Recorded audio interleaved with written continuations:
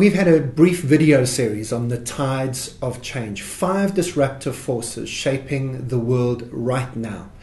And those 5 are technology, the T, digital technology in particular, institutional change, the rules for success and failure. We looked at D, the demographics of the world changing dramatically, and then E for the environment and ethical considerations. Our final disruptive force is social values, the S for shifting social values. To be honest, this isn't a 5th force, it's actually a summary. Because if everything else is changing as I've suggested, then our expectations of what is right and good, what is normal, and I suppose on the other hand what is bad and what is wrong and what is weird, our expectations of life, of work, of relationships, these are all changing. We know this, and probably we feel it more than any other generation has, because never before in history have so many social values changed so quickly.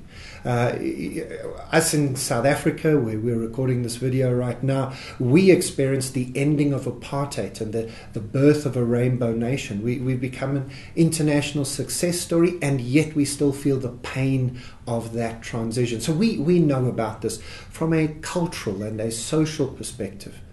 But what about the gay marriage debate that's happening all around the world, in every country almost? And that debate being so heated. What about the role of women, or what about work-life balance? You know, how we work and where we work and what virtual working looks like. We've been having these conversations for a long time, but we still haven't come up with any decent solutions. Or at least I'm pretty certain your company hasn't, because most companies haven't yet. But this is our task as we find ourselves at the age that we're at, in the positions we find ourselves in. We are the people who have to actually look around us and be honest with ourselves and say, we live in a remarkable moment when the rules are changing, and we have to go out and find what those new rules are. So social value change is the hardest to think about when we think about these 5 disruptive forces, but it's probably the most important.